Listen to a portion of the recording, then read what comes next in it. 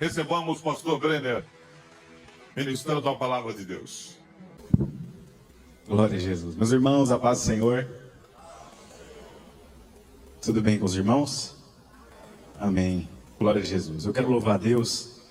Enquanto eu faço isso, vamos abrir nossa Bíblia. Se você trouxe, seja ela física ou no seu celular, eu não sei o que vai ficar mais viável para você, mas em Josué, capítulo 4, versículo 4 também. Eu quero ler esse trecho com os irmãos. Ele é conhecido porque marca um momento muito importante e marcante na história do povo de Deus, do povo de Israel, quando estavam prestes a realmente entrar na terra prometida. Mas eu quero louvar a Deus pela vida do pastor Eliseu, que para além de um dos nossos vice-presidentes, é um amigo junto com a pastora Ederlane, né? Um casal amado por nós e que nós temos em elevada estima. Que Deus abençoe vocês.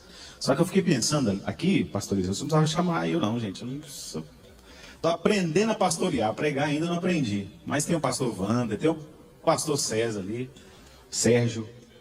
Que Deus abençoe em nome de Jesus. Obrigado pela consideração. Eu esqueci, foi seu nome. Alexa. Aías. Já esteve lá na igreja algumas vezes com a gente, né? Deus te abençoe. Obrigado. Aos meus irmãos e ovelhas queridas aqui do América 2 que estão me acompanhando, Deus abençoe vocês. Vocês são top. Vamos ler a palavra do Senhor. Josué 4:4.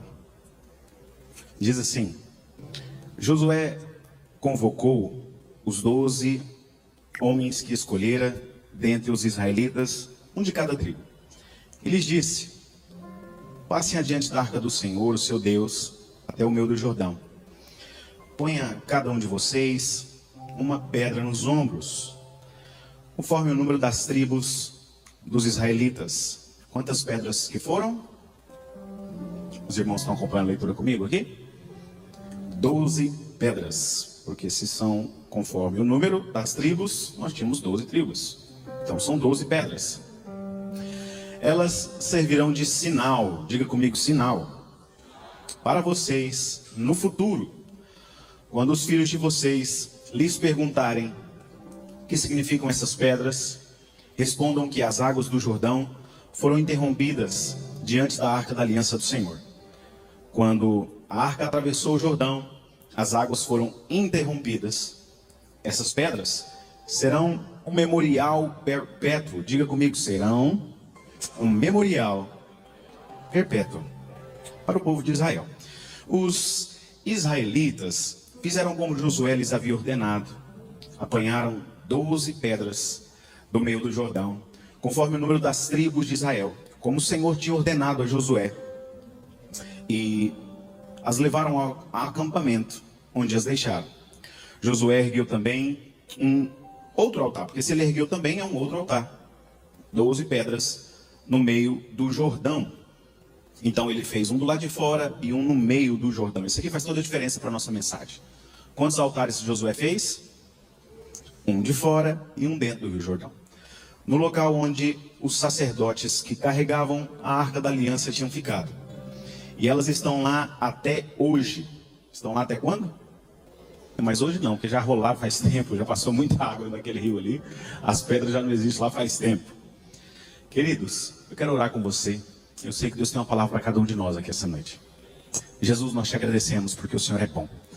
Eu peço que o Senhor revele a sua vontade, o seu querer, e que o Senhor use de misericórdia aos corações que aqui subiram, ó Deus. A verdade é que nós estamos aqui porque nós amamos o Senhor e desejamos o Senhor com a nossa vida, com a nossa alma. Mas pela sua graça, comunique e revele o seu amor através da sua palavra, em nome de Jesus. Amém. Eu fico muito alegre e louvo a Deus por essa oportunidade, como já o fiz, através da vida do pastor Eliseu, mas principalmente louvar a Deus pela vida do nosso pastor, Bispo Eide José do Carmo, Bispo Neuza, que são para nós uma referência de vida, uma referência de pastores, e não só para nós, para mim, para a pastora Nayara, para Annalise, Bernardo, meus filhos, mas para toda a minha casa, né?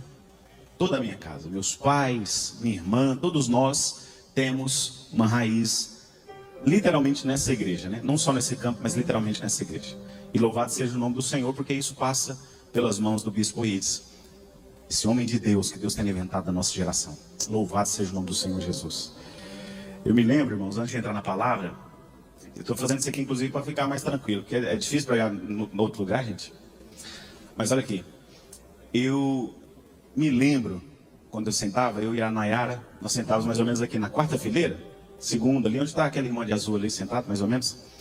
Todas as vezes, no domingo, eu gostava sempre de chegar antes, não gostei de chegar atrasado. Mas eu me lembro que um dia, a gente começou a ser chamado assim por Deus para o ministério mesmo, e aí começamos a fazer alguma coisa, o pastor Samuel me levou a presbítero aqui na igreja, e um dia, no domingo do nada, sentado ali, ele pega e fala, vamos ouvir aqui uma saudação pelo presbítero Brenner. Gente do céu, gelou a espinha assim, do pé do calcanhar assim, até o fio da cabeça. Que coisa terrível, que angústia na alma. Mas o Senhor é bom, né? A gente olha para trás e vê como que o Senhor é bom nas nossas vidas. Queridos, eu tenho uma palavra do Senhor para o seu coração aqui essa noite. Eu não sei se você já sentiu assim, eu penso que sim. Todos nós em algum momento já tivemos rodeado de pessoas como estamos aqui neste momento. Talvez não sejamos uma multidão tão numerosa, mas mesmo perto de pessoas, você se sente sozinho. É lógico que isso é inerente à nossa existência, porque tem alguns problemas que algumas pessoas não conseguem suportar. Na verdade, quando nós olhamos, inclusive, para esse assunto, um dos sentimentos, né, que inclusive é marcado dos nossos dias, a solidão marca esse sentimento, uma fragilidade no emocional, é justamente a depressão, uma ausência na alma. Está rodeado de pessoas, mas nunca é suficiente, nunca é o bastante. E hoje, quando nós olhamos, inclusive, como que as famílias têm perdido justamente essa questão de olhar nos olhos, de se assentar à mesa, de um conversar com o outro, e nós temos perdido essa comunhão. Às vezes nós estamos em casa e nós nos sentimos sozinhos. Tá certo que muito por esse assunto que eu já estou começando a introduzir, a questão dos problemas, que às vezes, você como eu, que é pai de família, não podemos compartilhar os problemas. Talvez você também, que é mãe de família, não pode compartilhar. E às vezes nós estamos em casa, rodeado, mostramos estar tudo bem, mas só Deus e nós sabemos o que é que está no nosso coração. Uma angústia, uma solidão, mesmo estando rodeados. E sabe que a pior solidão não é aquela que muitas vezes nós enfrentamos sábado à noite, a companhia da Netflix ou dos streamings da vida, das televisões, assistindo um filme sozinho em casa. Essa não é a pior solidão. A pior solidão é aquela que nós enfrentamos num lugar onde estamos perto de pessoas, mas nos sentimos sozinhos. É uma solidão da alma, algo que nós, inclusive, não conseguimos expressar em palavras. E perceba que hoje é até difícil, a maior carência dos nossos dias é a carência de ouvidos. Tanto é que por um programa do governo federal criou o CVV. Acho que é 180, 188, alguma coisa nesse sentido, Centro de Valorização à Vida. Você só liga lá para que alguém do outro lado da linha te escute, para que você desabafe seus problemas. Quem conhece esse programa aí? Levanta a mão. Alguns, eu acho que todos, na verdade, todos nós aqui conhecemos. A carência dos nossos dias são ouvidos para ouvir. Mas eu não sei se realmente você já passou em níveis mais profundos isso que eu estou trazendo ao seu coração aqui essa noite. Mas eu tenho certeza que em algum nível, por mais que seja superficial, você já se sentiu assim. Em muitos momentos, às vezes eu e a pastora Nayara, minha esposa, a nossa carência é até de falar. A gente, enquanto pastor, e já vamos caminhando para 10 anos pastoreando uma parcela do rebanho do Senhor, a nossa carência, às vezes, a gente está aconselhando casais e a gente chega, e os casais chegam com aqueles problemas, né, e quase não tem, isso é raro acontecer, casamento raramente dá problema. Mas aí eles chegam para se aconselhar com a gente e começa a desabafar, começa a relatar alguns problemas ali, falam, pastor Eliseu, e aquele tanto de problema, e a gente caçando uma oportunidade para tentar aconselhar, e aí eles terminam de falar, a gente olha, eles levantam e vai embora, e eu falo, e agora, como é que eu fico? Esse tanto de coisa aqui dentro de mim, para quem que eu vou falar isso aqui? Mas é justamente isso, a nossa carência dos nossos dias é justamente ter ouvidos que nos ouçam. Eu não sei se você já passou por essa experiência, mas o momento onde, pelas pressões, sejam externas, momentos que nós passamos, ou até mesmo internas, que ninguém sabe o que está no nosso coração, e você chora, você se lança aos pés do Senhor, e muitas vezes, você não só se ajoelha na presença do Senhor, simplesmente para reverenciar o Senhor, como nós, inclusive, como bons assembleantes que somos, fazemos, inclusive quando chegamos aqui na igreja para falar com o Senhor. Mas às vezes nós lançamos lá no nosso quarto, e nos lançamos na presença do Senhor, porque é um peso grande demais. E muitas vezes, eu não sei se você já teve esse tipo de experiência. Eu me lembro que com 16 anos de idade, eu tive uma experiência dessa do outro lado do oceano, do outro lado da América, sozinho, uma angústia no coração muito grande. E eu me lembro que eu lançava aos pés do Senhor e deitado naquele quarto, sem ninguém me ver, eu chorava aos pés do Senhor. E essa é a pior solidão, aquela que muitas vezes tem pessoas próximas a você e ninguém sabe o que você está passando. E na verdade só você e Deus sabe o que você está passando. E talvez alguns de nós que estamos aqui somos especialistas em camuflar isso. Mas o travesseiro sabe o que nós passamos, as fronhas. E todo mundo já em casa já está dormindo. Mas nós não conseguimos dormir pela pressão que a gente está carregando. Sabe, esses dias para trás eu li uma frase muito interessante num livro. E ela dizia o seguinte, que se você não consegue dormir, é porque a sua realidade se tornou maior do que os seus sonhos. E isso aqui é muito interessante, porque é através do sono que nós conseguimos sonhar. Sim ou não, gente? Vocês estão comigo? Diga amém. É através do sono que a gente consegue sonhar. Significa que se eu não estou conseguindo dormir mais, é que a minha realidade está falando mais alto que os meus sonhos. Essa palavra ainda tem um desfecho e tem uma conclusão. Mas eu quero liberar uma palavra da parte de Deus para o seu coração. Que Deus vai voltar a resgatar sonhos do seu coração. Receba porque é da parte do Senhor Jesus. Eu sei que talvez alguns já tiveram a experiência de num semáforo, ou você mesmo foi essa pessoa, ou você observou essa pessoa.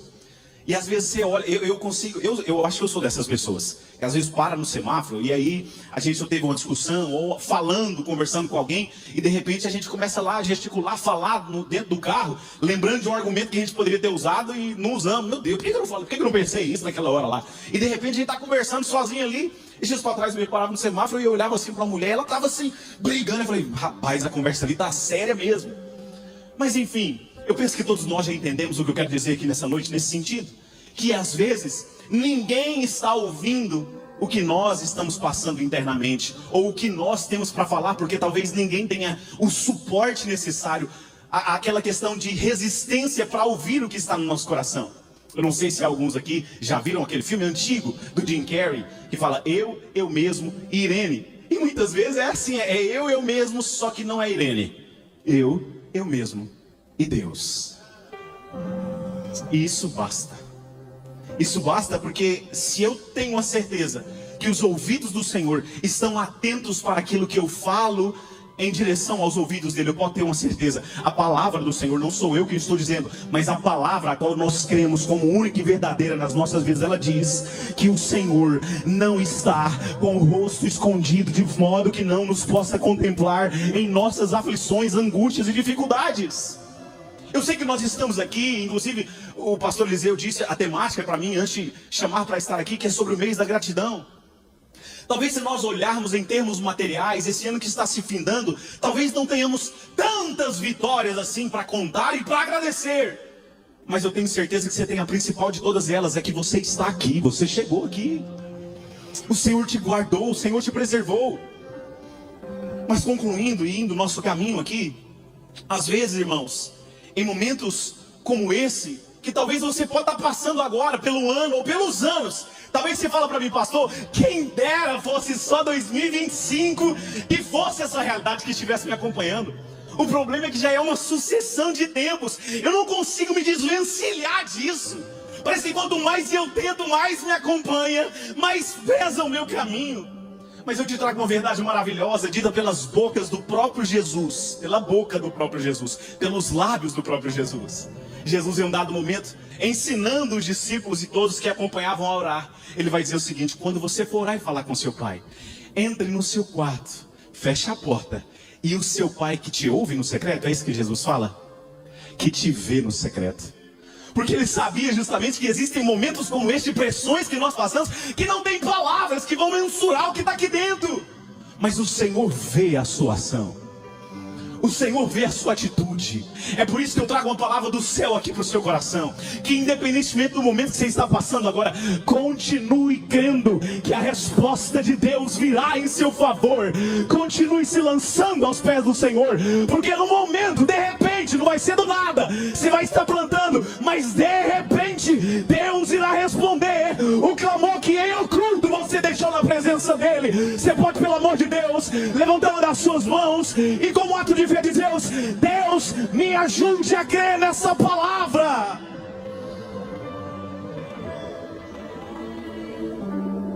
O nosso problema, irmãos, em situações de solidões que nós passamos, seja no carro, como eu disse aqui, no trabalho, no travesseiro, de fato a gente está pensando que ninguém está vendo, mas o Senhor está com seus olhos atento a nós.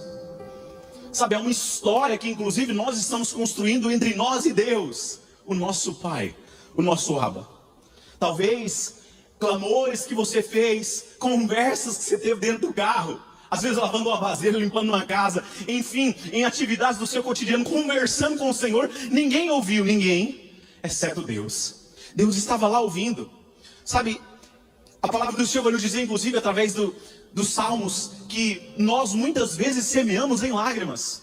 E ele termina dizendo que quem semeia com lágrimas, certamente terá alegria na sua colheita.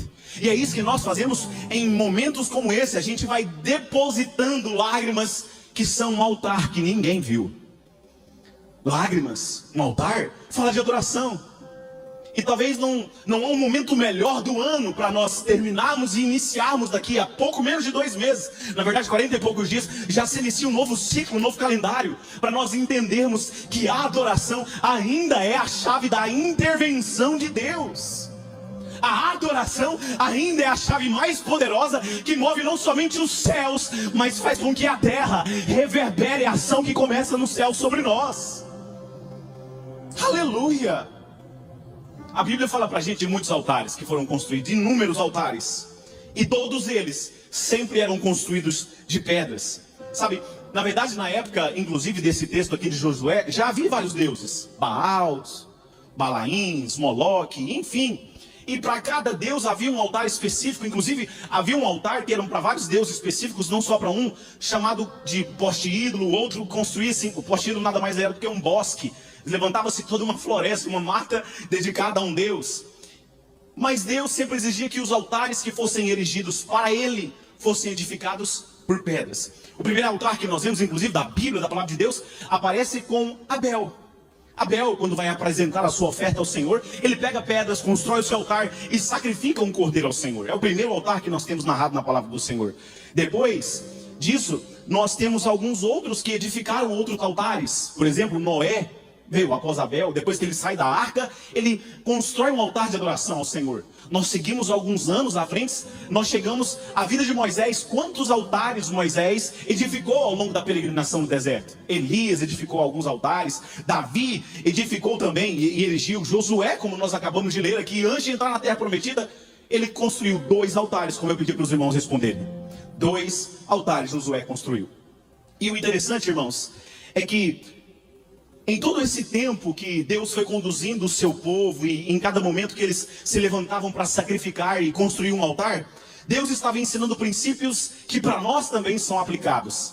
Talvez o principal deles, eu não sei se você sabe desse fato na palavra do Senhor. Por que Deus escolhe e fala, para mim os altares que serão edificados serão de pedras, e não poderiam ser moldadas? Elas tinham que ter pegado brutas, e da forma que elas eram colhidas, deveriam ser construídas ao altar. Por quê? Porque representa justamente a mim e a você. Somos imperfeitos. Mas é inclusive por isso que depois de tantos milênios que se passa desde o primeiro altar construído até esse momento de João capítulo 4, Jesus vai dizer para aquela mulher samaritana que o nosso Deus, Ele não está procurando uma adoração perfeita, um altar perfeito. A verdade é que nesse momento agora, enquanto nós estamos aqui, muitos talvez até com o pensamento querendo um pouco vaguear pelos problemas, existem seres perfeitos adorando o Senhor. Ele não precisa da nossa adoração, mas Jesus vai trazer uma verdade. Ele não está procurando gente perfeita, Ele está procurando quem o adora em espírito e em verdade. Verdade. E o altar fala sobre isso, sobre verdade. O povo de Israel, quando é direcionado pelo Senhor, eles não entendem o processo que Deus queria com eles ali naquele deserto da peregrinação dos 40 anos. Depois da Páscoa, eles passam por aquele momento de escravidão. Depois de viver todos esses milagres ali, uma geração inteira morre no deserto. A população aproximada que saiu ali do Egito era um pouco mais de 3 milhões de pessoas. Imagine só, às vezes eu fico pensando, pastor Eliseu, a dificuldade de Moisés de liderar 3 milhões, gente, dá mais do que a nossa grande Goiânia, juntando o senador Canedo, Trindade, a Presídio de Goiânia, dá mais do que isso, é gente mais. A gente não dimensiona isso, o tamanho da nação de Israel. Mas a Bíblia vai falar que um pouco mais só de 1 milhão de pessoas chegaram lá em Israel. Então quer dizer, nem metade chegou porque eles não entenderam os processos ou o processo que Deus estava levando eles. E nesse processo, Moisés foi o grande homem de Deus. Josué, ele herda da parte do Senhor a liderança que estava sobre os ombros de Moisés. Porém, a diferença é que, além da experiência natural, da idade, porque Moisés começa a exercer a sua liderança com 80 anos de idade, já era respeitado. A diferença, além da idade, porque Josué tinha uns 40 e poucos quando começa a exercer sua liderança, é que Moisés havia visto ou tido uma comunhão sobrenatural com Deus. Ele havia recebido as tábuas da lei. Ele havia recebido uma intimidade com o Senhor, a ponto de um momento que os irmãos todos aqui lembram, eu tenho certeza disso, que ele desce do Monte Sinai e o povo fala: gente, coloca um véu no rosto de Moisés aí, porque a gente não consegue ver tamanha a glória de Deus que está sobre o rosto dele. Então a comunhão dele é diferente. Ele era respeitado pelo povo, apesar do povo ser tão de duro serviço como era naquele momento. Josué não tinha essa experiência. E num dado momento, Josué é escolhido por Deus para liderar aquela nação que era difícil e que naturalmente ele já não tinha o respeito daquela população. Escuta aqui, por favor. Nós nunca vamos entender e Deus nunca vai revelar para a gente todo o processo que nós vamos passar. Isso aqui talvez você já tenha ouvido de outras formas, inclusive. Mas o interessante nesse sentido é que muitas vezes a gente se sente incapaz e é natural que isso aconteça. Deus dá pra gente um projeto, Deus dá pra gente um sonho, e a gente visualiza de longe, mas mesmo de longe visualizando esse projeto, esse sonho, a gente se sente incapaz. Deus nos chama para algo especial e a gente se sente incapaz. Essa é a figura justamente que Josué está vivendo. É por isso que no início do livro de Josué, Deus ainda insiste com Josué e fala assim: Josué, eu sei que você está com medo, mas eu te peço só uma coisa: seja forte e corajoso. Eu não preciso que você seja capacitado demais.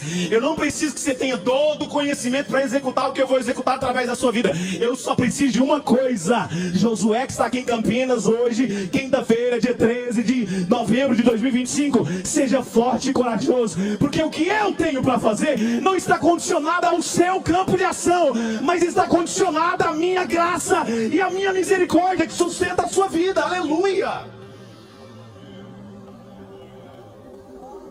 Às vezes a gente olha, irmãos, e a gente pensa: meu Deus, eu não dou conta disso, eu não dou conta, não dou conta, não dou conta. E a gente fica até perguntando: mas por que Deus só escolheu logo eu para isso? Por que você escolheu eu para isso aqui? E aí é por isso que Deus precisa relembrar a gente e falar até de algo futuro que vai acontecer, como uma base de ânimo e de esperança ao nosso coração, para a gente entender isso que eu estou falando aqui essa noite. Josué capítulo 1, versículo 6, versículo 5 e a parte A do versículo 6. Ninguém, escute isso, irmãos, ninguém conseguirá resistir você. Aleluia. Todos os dias da sua vida, assim como eu estive com Moisés. Quer dizer, Josué, talvez você está usando como parâmetro outras pessoas, como foi o grande líder. Você era servo de Moisés, Josué, mas assim como eu fui com ele, eu também vou ser com você. Eu estarei com você, eu nunca te deixarei, eu nunca te abandonarei. Seja forte e corajoso. Aleluia. Nós precisamos entender essa verdade, porque Deus nunca escolheu ninguém pela racionalidade. Nós olhamos para as escolhas de Deus ao longo da história, nós não escolheríamos essas pessoas. Jesus, sendo Deus encarnado, sabia muito bem quem era Judas e escolhe Judas. Quase que como dizendo: eu vou te dar uma nova oportunidade. E o Senhor insiste conosco. Às vezes nós mesmos estamos desistindo de nós, mas o Senhor te traz aqui essa noite para te relembrar isso ao seu coração. Eu ainda tenho um plano com você. Eu ainda tenho um caminho para ser trilhado por você. Eu ainda tenho uma história para ser vivida por você. Aleluia! Imagine vocês, irmãos, quando Deus escolhe Moisés, por exemplo. No chamado dele nós observamos aqui que ele não sabia falar. Qual que era a quantidade de pessoas que ele ia liderar, que eu acabei de falar aqui, gente? 3 milhões de pessoas, não sabia falar. Como é que vai ser isso? Que loucura! Não sabia sequer comunicar, expressar, era gago, com 80 anos. E ele mesmo fala assim: Deus, escolhe outro, eu já sou velho, já estou com 80 anos. Aí Deus fala assim para Moisés, pastores: eu não vou escolher alguém para te ajudar, Moisés. Arão, outro velho, mais velho que ele, aliás. Queridos, o próprio Jesus escolheu Pedro, por exemplo, que o negou, que num dado momento faz esse episódio acontecer da negação de conhecer Jesus. E Jesus fala para ele: Pedro, ainda você não é convertido. E olha que já há mais de 3 anos, quando acontece esse episódio, Pedro já estava caminhando com Jesus. E Jesus ainda fala para ele, você não é convertido ainda não. Às vezes acontece, né, pastor Eliseu? Gente que está caminhando com Jesus, mas ainda não converteu. Ainda não inclinou o coração ao Senhor realmente. Só que talvez você olha para a sua realidade hoje, para aquilo que Deus está permitindo sonhar. Eu preciso te lembrar aqui de algo interessante da parte do Senhor. Filipenses, através da vida do apóstolo Paulo, quando Paulo está escrevendo aquela carta a Filipos, Paulo vai dizer o seguinte: é Deus quem opera tanto o querer quanto o efetuar. Em outras palavras, é Deus que permite a gente sonhar, para que depois Ele realize. E depois a gente está achando que o nosso sonho é grande demais, o projeto é grande demais. Mas eu preciso que você entenda que se Deus escolhesse, permitisse a gente sonhar só aquilo que a gente consegue alcançar, não haveria graça. Para que milagre? Para que graça? Para que misericórdia de Deus?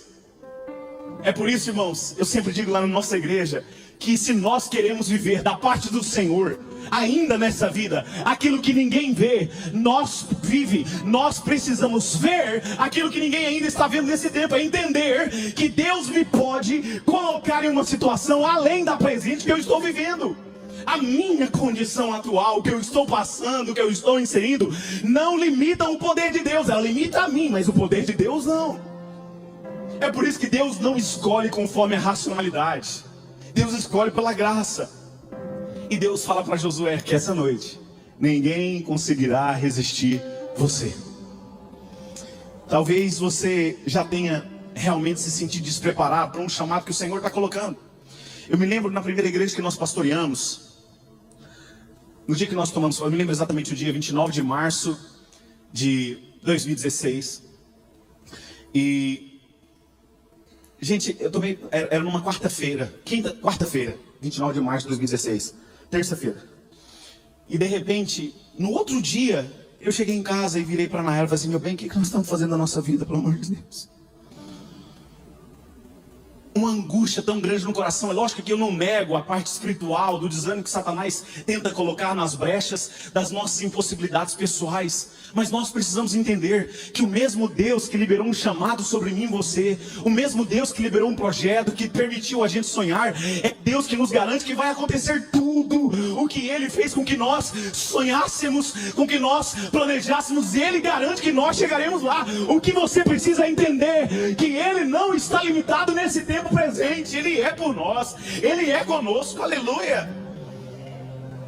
A gente precisa, irmãos, começar a aceitar os desafios de Deus. E ao preparar esse ponto específico aqui, como Deus falava comigo, nós estamos vivendo um desafio na nossa igreja. E quem é da nossa igreja sabe o que eu estou falando.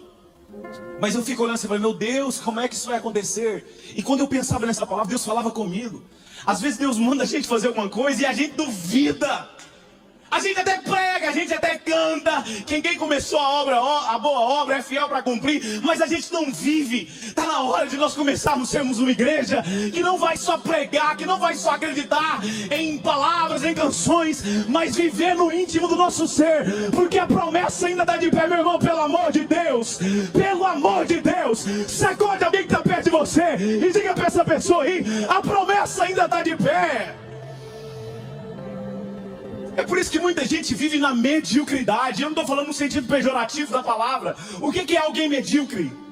Alguém que vive na média. Na média, o que todo mundo vive. Não. Deus tem águas mais profundas. Deus tem lugares mais altos. Deus tem cadeiras de honra para mim e para você. Aleluia. Deus faz esse encorajamento então para Josué: santifica o povo, porque amanhã eu vou fazer maravilha no meio de vocês.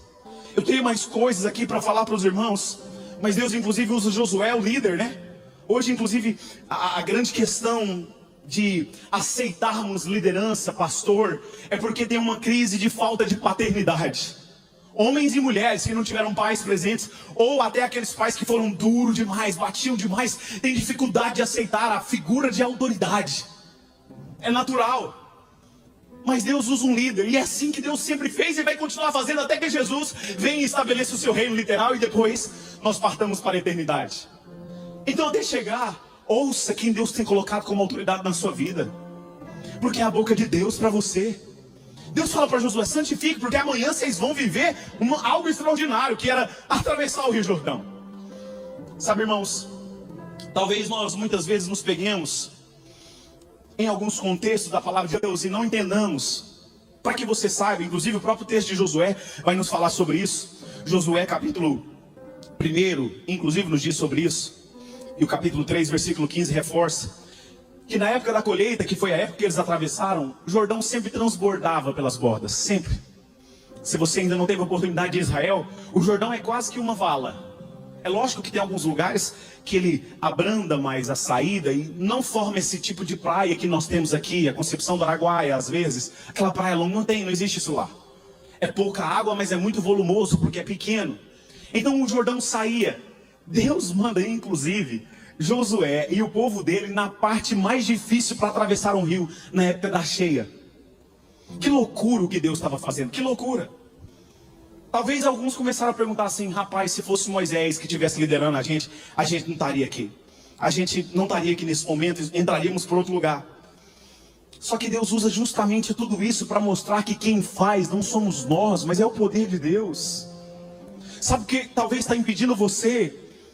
O que impediu você nesse ano, ou de anos que se passaram, de viver a materialização da bênção de Deus, é porque você ainda está confiando naquilo que você consegue fazer. E enquanto você não entregar as rédeas na mão do Senhor, você não vai viver a abundância que vem da presença dEle.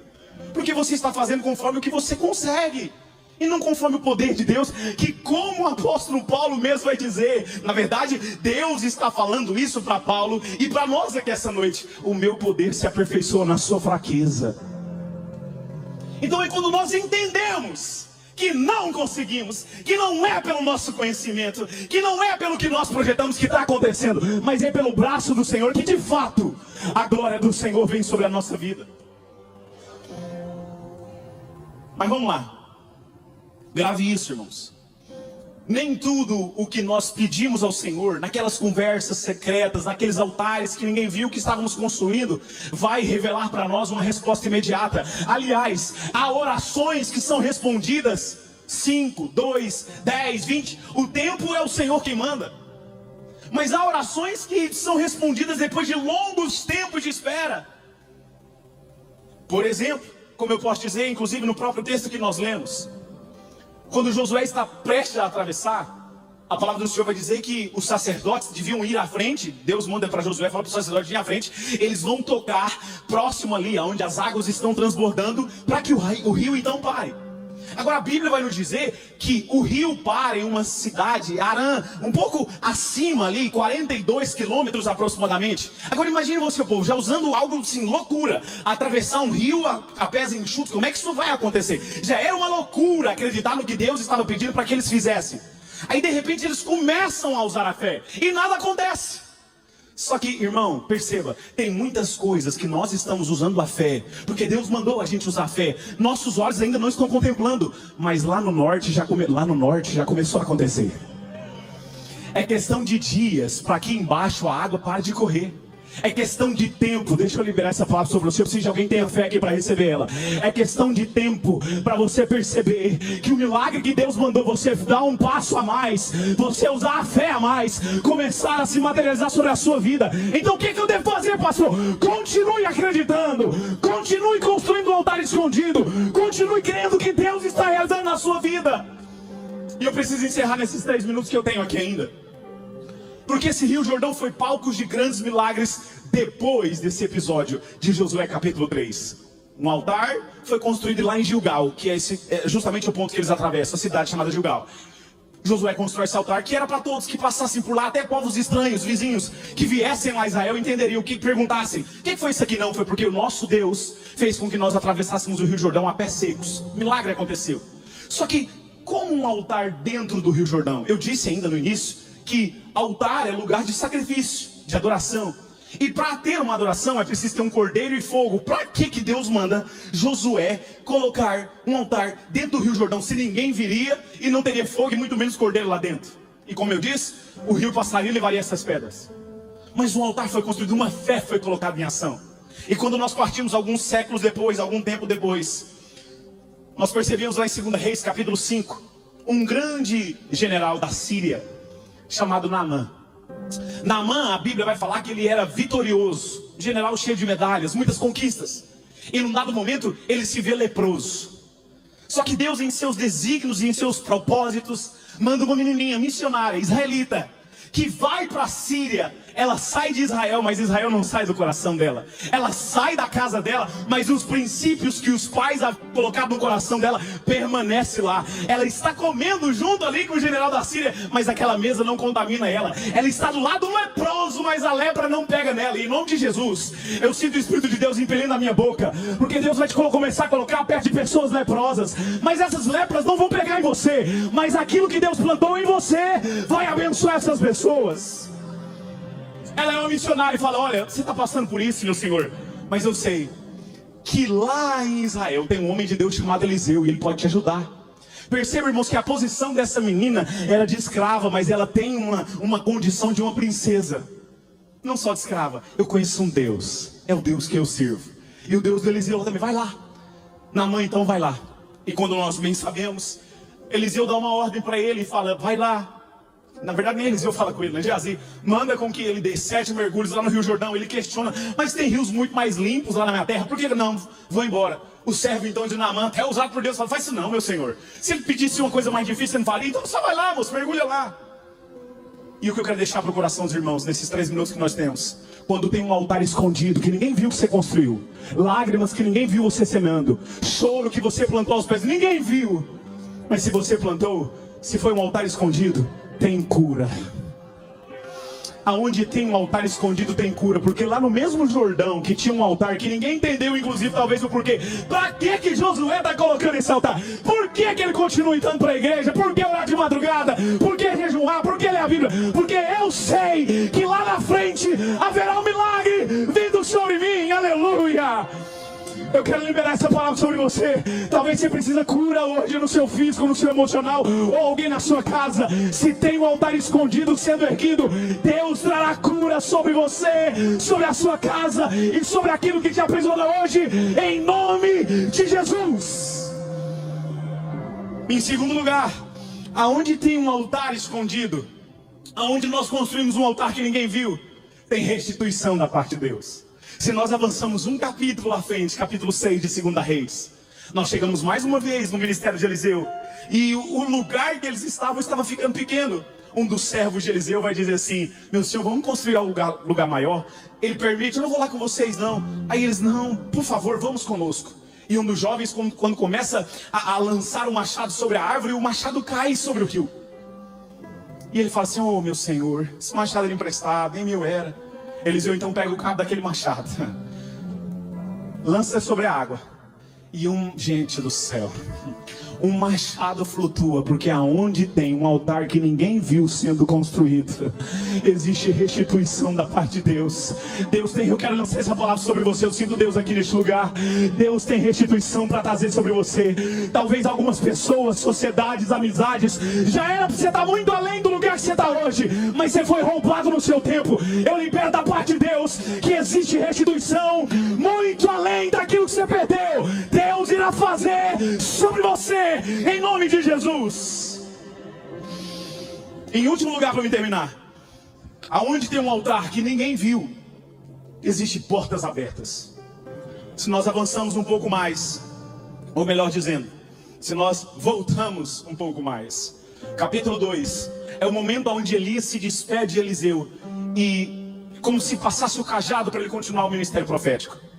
Há 2 momentos, inclusive, depois dessa abertura aqui do Rio Jordão, de Josué capítulo 3, o Rio Jordão abre mais 2 vezes. Quando Elias está se despedindo, ele joga a capa e o rio para, eles passam.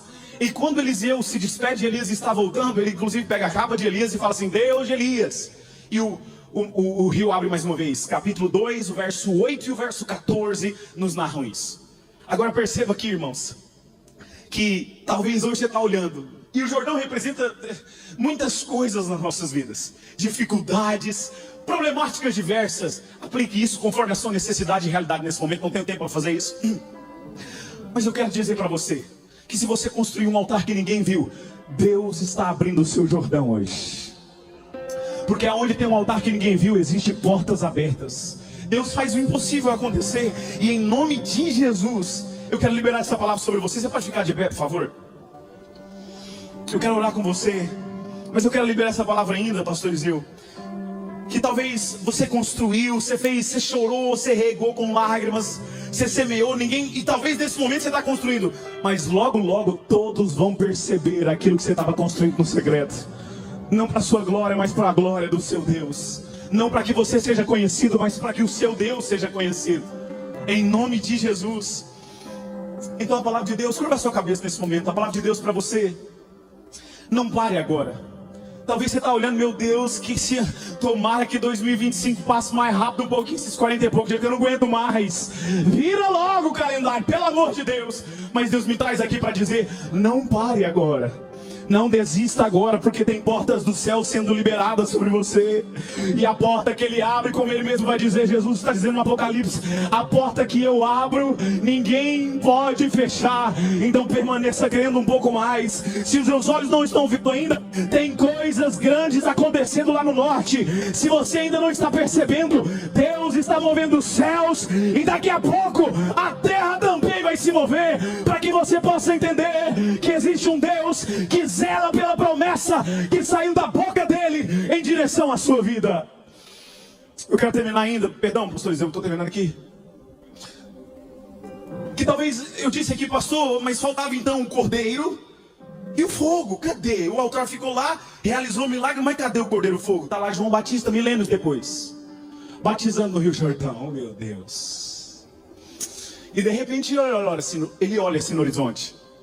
E eu não sei, mas faça essa parafraseação, que quem sabe ele se lembra da profecia de Isaías capítulo 53, verso 2 e o verso 5, que diz: ele cresceu diante dele como um broto tenro e como uma raiz saída de uma terra seca. Ele não tinha qualquer beleza ou majestade para que nos atraísse, nada em sua aparência para que o desejássemos. Mas ele foi transpassado por causa das nossas transgressões, foi esmagado por causa das nossas iniquidades. O castigo que nos traz a paz estava sobre ele, pelas suas pisaduras, pelas suas feridas, nós fomos sarados. Por isso que João Batista olha para o horizonte e diz: eis aí o cordeiro que faltava para esse altar, o cordeiro de Deus que limpa o pecado do mundo. Cadê o fogo? De repente o céu se abre, o Espírito Santo em forma corpórea de uma pomba, que é a representação do fogo na Bíblia, desce sobre os ombros de Jesus. E agora o sacrifício está completo.